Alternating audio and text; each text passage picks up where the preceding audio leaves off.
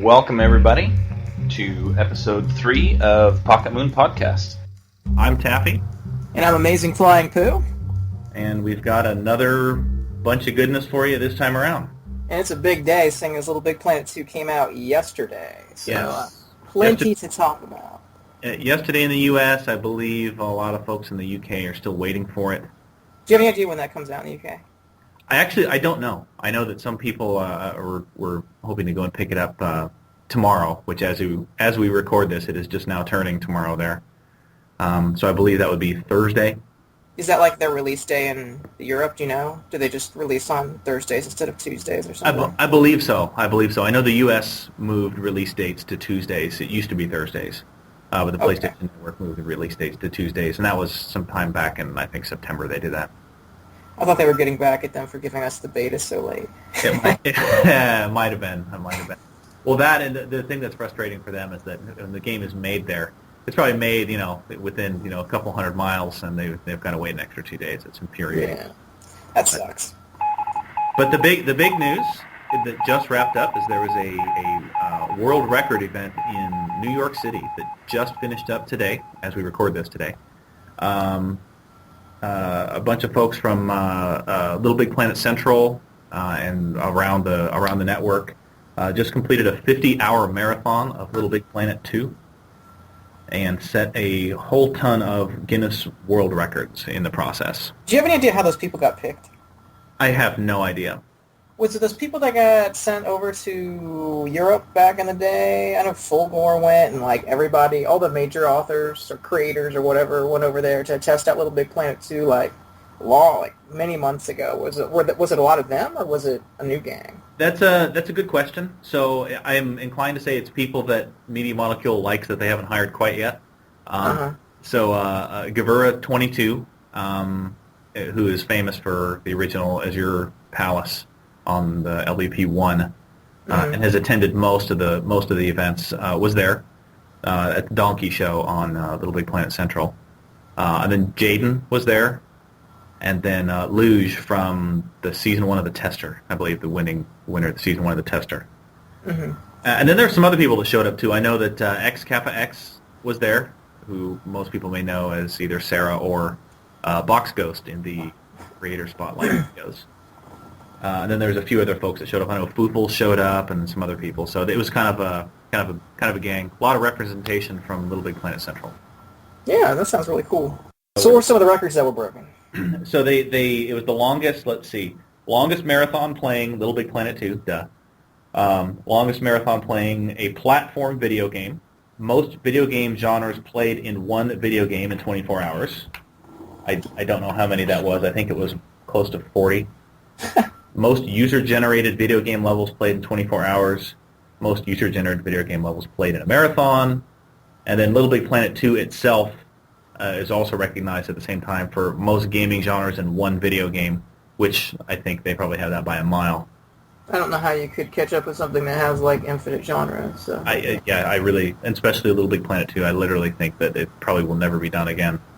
And then most player-created levels in one video game, which is funny because I wonder how that works on the record books because it's all the same levels from LittleBigPlanet 1. Yeah. Which is nice. I fired up the game last night and I got a whole bunch of pins, a whole bunch of trophies and things for pretty much doing nothing. It was great. Yeah, I was on LBP.me yesterday, and I was wondering how that's working now, because I was seeing some levels I know from the original LittleBigPlanet. I'm not really sure how, trending... I mean, I guess it doesn't really care whether it was LittleBigPlanet or LittleBigPlanet 2, does it? On LBP.me, it just kind of lists all the levels. That's right. There's little icons on the level badges that indicate whether it's LBP 1 or 2. Short of that, it doesn't really matter.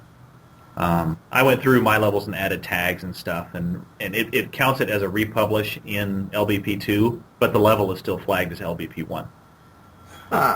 Which is I assume it can still be played in LBP1. It does reset the plays. I did notice that. People are saying that. But the hearts... It resets the plays?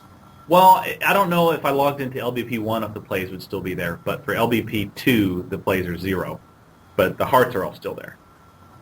Wow, okay. But you're saying you when you tagged it? Well, how did you do that? So there's level badges that you can apply, such as, you know how people can tag your level like difficult platform? Yeah. You can do that yourself now. Okay. And it'll say, from the level creator. So I went through and did that, which, by the way, gives you a pin. And I think it gives you a trophy as well. And it counted that as a republish. And every time you do that, it's going to count as a republish and reset your plays, or just the first time you do it with like an original Little Big Planet level? I think it's because it was an LBP 1 level and it's going to LBP 2. I think that's why it resets. I don't. I would hope that they don't suffer the LBP PSP feature of resetting plays when you republish.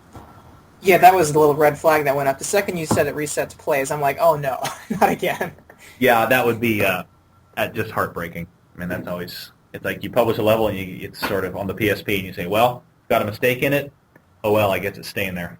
Yeah, I know. I had some pretty rough nights with mini levels where it was like, all right, I'm going to get so many plays and so many hearts tonight. I know there's this problem. I want to see how many people say they're having it because I can't make it happen. And do I need to republish? And oh man, it was a mess. Well, it gets worse because you get like with I know probably with yours as well, but with mine, people you publish it and everybody jumps on it right away, and then if you need to republish, everybody's already played it. So you lose that chunk of chances of people going back on and hearting it are slim, and you don't want to be going around like, oh, please heart my level again, because, it's just stupid. It was a mess. I'm amazed they never fixed that, because, I mean, that was a problem right off the bat, and they released so many patches. It doesn't seem like that would have been a tough patch to do. Yeah, I know. I think it was just a matter of having bigger fish to fry. I just think they had to address the big game breakers and go from there. And they did, Cambridge has done a great job of doing that. I love Cambridge. That was a problem, and it brought hearing you say that about Little Big Planet 2 scared me and brought back terrible memories. Are you going to have night sweats tonight because of that? Yeah, I might. I might. Let's see quickly rest of the news. So I know that we did say there was no more DLC for LBP PSP, but there's a free Friar Tuck costume that they released just a couple of weeks ago. And I believe that was from the King Arthur pack, and I think they forgot to post that with the pay level pack. So for those of you who don't already have the paid King Arthur pack, you can get the free Friar Tuck costume. So was there no free outfit with the Robin Hood pack? Oh, I think you're right. At Robin Hood, I said King Arthur. I think it was Robin Hood. I believe this was that one, and I think you're right. I think they did not publish this with that pack. And it's a pretty good costume, actually. The friar haircut is awesome. DLC for the PS3, which I assume is going to be only Little Big Planet 2 now. There's a Week 1 T-shirt for $4.99 US, which I don't know. That for me it's a little steep. It's rare, sure. Mm-hmm. They didn't charge for that when the original Little Big Planet, did they? I don't know. I know that they had some rare T-shirts that they did put out later that were about that price point. So it's a lot for a shirt. But hey, if you're into that kind of thing and you're using it and you enjoy it, get it. It looks a cool T-shirt. Well, I mean, everyone was very jealous of that shirt. That was like the most rare item. Actually, it's still the most rare item, I think, on Little Big Planet. I think so, yeah. We are going to move right along to community creations. Awesome. And I don't think we're all that far behind schedule, so yay, us. Hooray! So for this time around, the set of community creation that we decided we're going to focus on is from Little Big Planet PSP, because we love the PSP. That is the Fort Sugar series by Velcro Jones, the original series. Yeah, we want to focus on the 3 levels, just Fort Sugar 2, and Fort Sugar 3. Yep. I remember playing these levels for the first time. I had no idea who Velcro Jones was. I'd seen him on the Little Big Planet Central forums a few times, and he asked me to try out his levels, and I had plenty of time back then, so I tried out all his levels, and I was really surprised because I didn't hear many people talking about him, and he had a very amazing platforming feel to his levels that I'd only really seen from Jack, of course. And in some ways, I really liked Velcro Jones more than Jack, of course. In the first Fort Sugar, it felt like he was still figuring it out. It was a lot of just shooting the player around, but he got the idea of like pulling levers and opening doors and like getting from point A to point B to open point C to open point D and just like moving around that way to make it feel like you're actually achieving something. And he also did a good job with camera angles. So it was really neat to see him, everything he was pulling off. And I mean, he has really pushed the platforming forward on PSP like single-handedly almost. Yeah, there's a lot of people that have really picked up on his style. You're right. He is a lot like Jack, of course. Kind of basic material choices and really focus on the gameplay and not that they're not aesthetically pleasing, but he's not focused on recreating like a perfect looking car. He wants a gameplay. Mm-hmm. And that was some of the early feedback. I remember a lot of people saying that that it's really fun level. It's really kind of plain looking, mm-hmm. And I didn't think so at all. I would have used the word subtle. He chose kind of a gray, snowy color palette, and there's a lot of depth of like the stickers he picked matched with it. But he did take a lot of care. It was just very, very kind of muted on purpose. I think the problem was a lot of people were probably like, man, they sat down and played through the whole series at once. And, I mean, by the time you played through the third one, it really was kind of like, these levels are all looking the very same. He needs to try something new. And he did, but mm-hmm. I think he was in need of hearing that he needed to start changing things up because he was kind of depending on what he was good at and not trying to, like, test with other looks and such. Right. And he has picked the ball up and really run across the finish line with it since then. He's really got the whole package. He just unapologetic platforming levels that'll just blow your socks off. They're just so much fun. And the Fort Sugar series, you can really mm-hmm. see where it all started. You can see where his ideas kind of forming. Like as you play through his levels through time, you can see him get an idea and then develop it. Of those first three, you have a favorite and least favorite? Probably Fort Sugar 3 is my favorite. Mm-hmm. I think he had really kind of started to develop some more of the complexity at that point. There's a little bit more variety. His levels kind of just feel sort of open, where Jack, of course, his levels tend to be more compact. I don't want to say claustrophobic, but more not loads and loads of free space. Whereas Velcro Jones is you're oftentimes just sailing through the air, and you got these big wide corridors with these these pistons, pushing you around. So yeah, I think 3 is probably my favorite. Yeah, I'd agree with 3 as my favorite, but I would say that 2 is by far my least favorite of all of his levels. Oh, really?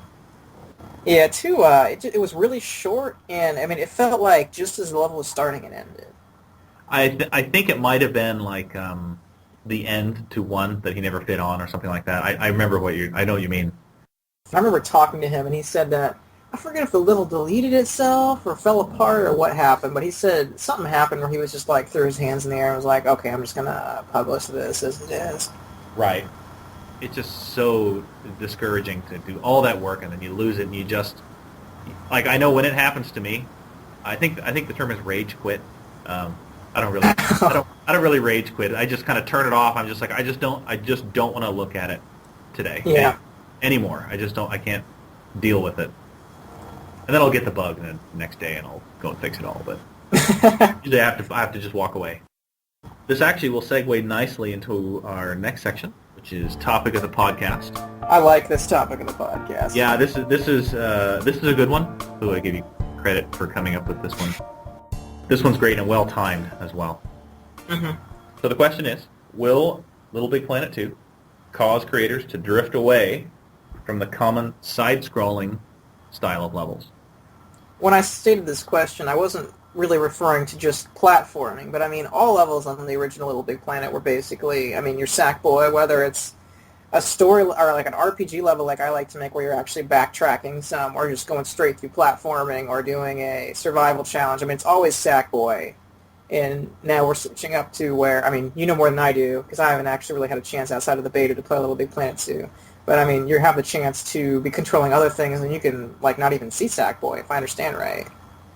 Yeah, there's a lot. There's some crazy levels I've seen. I think Cheesebo featured one in his one of his Little Big Bid, I think 10. It was a corridor shooter where you don't even see Sackboy. It's like it's like an old school, like an 8-bit, like a corridor adventure game, right? Mm-hmm. And there's top down racers. All sorts of things where it's not necessarily a side scroller or a top scroller, and where you don't necessarily even see Sackboy at all.